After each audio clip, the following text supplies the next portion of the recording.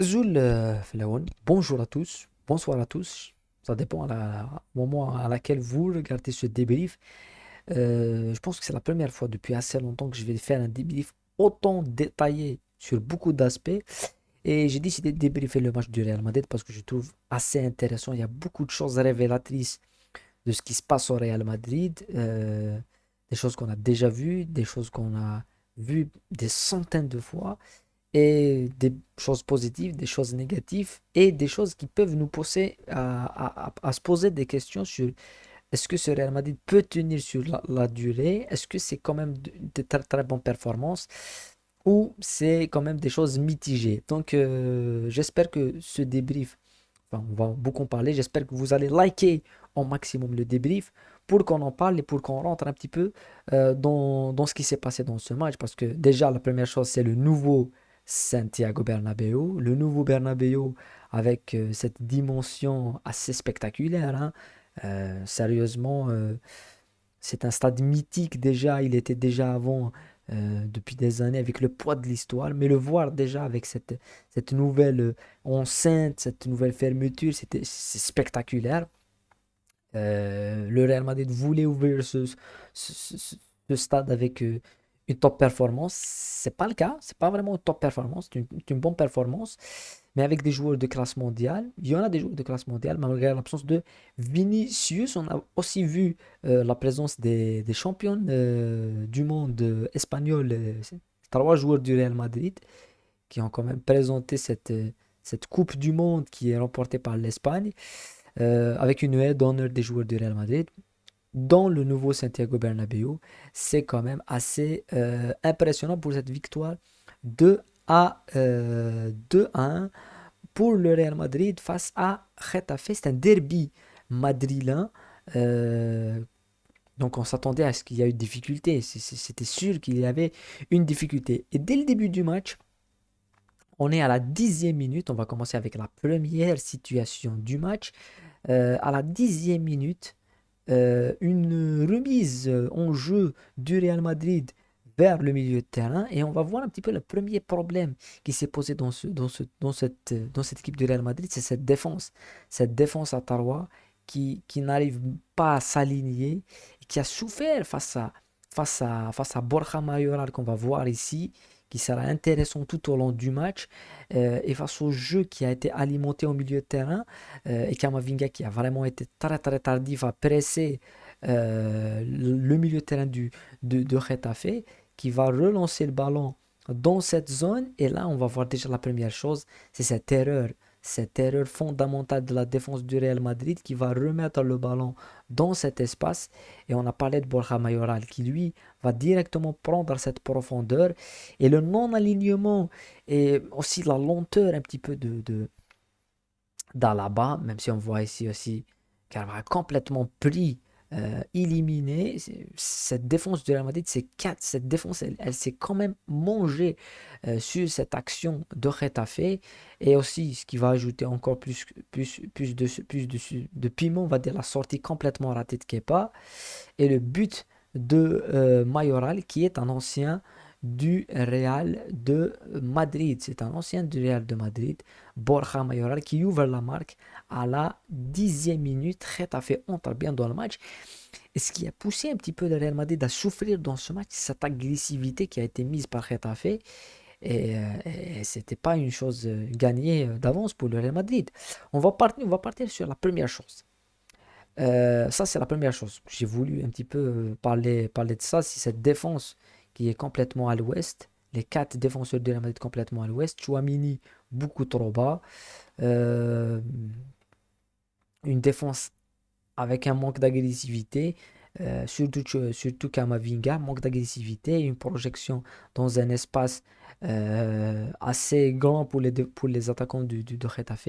Ça, c'est la première chose. Mais la deuxième chose qu'il faut souligner, c'est l'égalisation avec ce monsieur-là, Joselu, qui marque, qui est en train de porter un poids énorme. C'est un joueur qui a été critiqué parce que c'est pas du poids du Real Madrid. Le Real Madrid veut Mbappé, veut des grands noms. Mais il faut aussi avoir de bons joueurs. Je me rappelle une saison, justement lors des saisons où le Real Madrid jouait la Champions League et a gagné les trois titres consécutifs. Les trois titres consécutifs et même une saison où il gagnait la Liga et la Champions League, ils n'auraient pas pu faire ça sans un Morata qui était là dans les petits matchs, qui était là dans les matchs où il fallait marquer le but. Et ça a servi vraiment beaucoup au Real de Madrid. Donc Rosselló, je pense qu'il fait le job, malgré que là, on va parler de la première chose, de Modric.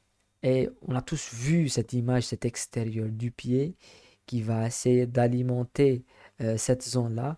Donc déjà là, le premier problème que j'ai avec ce Real Madrid, c'est que on a débriefé le premier match qui était face à Bilbao, où on a parlé de ce renouveau, de ce milieu de terrain avec Camavinga, Chouameni, Valverde et on a parlé de Bellingham. Là, il n'y avait plus de solution. Il n'y a pas Vinicius. On en parlait. On a déjà qu'ils vont souffrir sans Vinicius. Rodrigo était out.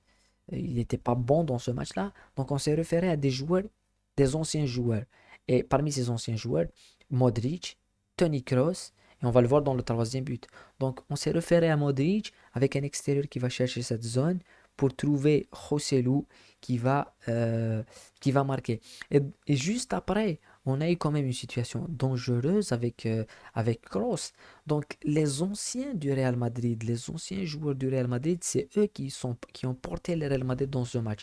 Et moi, je pense que c'est là où Camavinga et Chouamini, quand il y a eu une difficulté, je pense, supplémentaire, ils sont encore un peu loin du niveau de Modric et de Kroos. C'est tout à fait logique. Kroos et Modric, c'est des légendes vivantes du Real Madrid. Mais je pense qu'à cet âge-là, 37 ans, il faut remplacer Modric. Il faut être au niveau de Modric. C'est vrai que tu ne peux pas être au niveau de Modric quand il avait 20, 25 ans, 26 ans, 27 ans.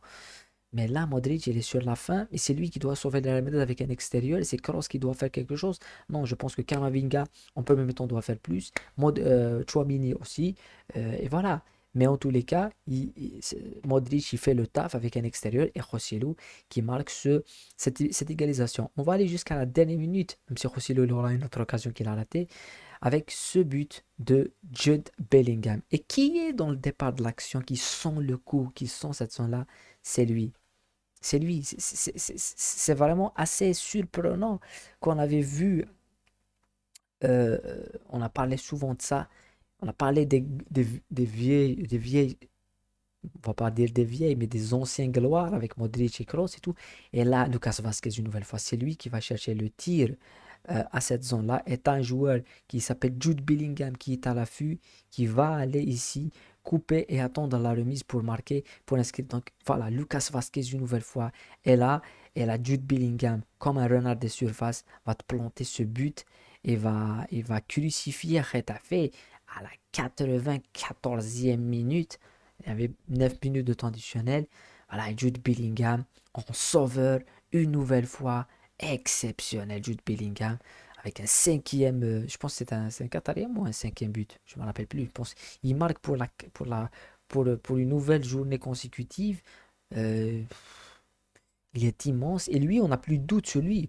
On n'a plus de doute sur sa capacité à s'adapter, on n'a plus de doute à sa capacité à prendre vraiment le maillot numéro 5 à prendre le rôle de Benzema. Voilà, il joue dans le rôle de Benzema, de meneur de jeu, de moteur, de buteur en plus. Il marque des buts décisifs.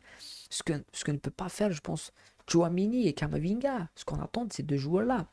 Donc voilà, j'ai bien voulu analyser ce match parce que pour la première chose, c'est que je m'attendais à un Real Madrid qui va souffrir et c'était tout à fait logique, puis, vu l'absence d'un certain Vinicius, mais je m'attendais vraiment pas à voir le Real Madrid sauvé par Lucas Vasquez, par Modric et par Kroos. Parce que c'est Getafe, ça passe. Mais on l'a vu l'année passée en Champions League, face à City, ça n'est pas passé. On l'a vu en championnat face au Barça, en Supercoupe, quand il y a un milieu de terrain qui rentre dedans, Modric et Kroos, ils vont souffrir. Donc c'est pour ça qu'on est allé à Bellingham, Chouamini, Camavinga, des jeunes joueurs. Ils doivent répondre présent. Je sais que c'est Retafe, ça passe, mais quand ça va être difficile dans euh, des matchs pièges, on les a vus l'année passée, comment ils ont perdu le championnat face à Atletico Madrid de Bernabéu avec un match nul, face à Séville. Ils perdent des points bêtes, mais parce qu'il y a un match sur deux, un match sur trois, oui, Modric peut te répondre. Mais jouer chaque jour avec cette intensité, ça va être compliqué. Et c'est là où Kamavinga, Tchouaméni, Valverde doivent y répondre. Et je pense que j'ai j'ai bien peur, mais j'espère que je vais me tromper, mais j'ai bien peur que quand les grands rendez-vous vont arriver, j'aimerais pas voir euh, Ancelotti nous remettre le milieu de terrain qu'on avait vu avec Modric et avec Kroos face à des milieux de terrain avec des Bernardo Silva ou des Rodrigo ou voilà, des milieux de terrain à une capacité exceptionnelle de pressing et d'agressivité parce qu'ils vont se faire manger. C'est ce qu'on a dit l'année passée. Donc, je pense que ce début de saison, il est prometteur pour le Real Madrid, pour un joueur comme Bellingham, et on espère le voir dans les prochaines journées, voir ce que va proposer un petit peu ce Real Madrid et comment il va progresser collectivement. Je pense qu'en première journée, j'ai parlé de révolution. Là, on est revenu, la révolution a quand même chuté, on est revenu à ce qui se faisait avant, c'est-à-dire Modric, Kroos. Est-ce que Carlo Ancelotti sera obligé de revenir sur ses pas, sur cette révolution qu'il a quand même faite et qui a été très intéressante face à Bilbao, face à Almeria et tout. C'est le temps qui va nous le dire.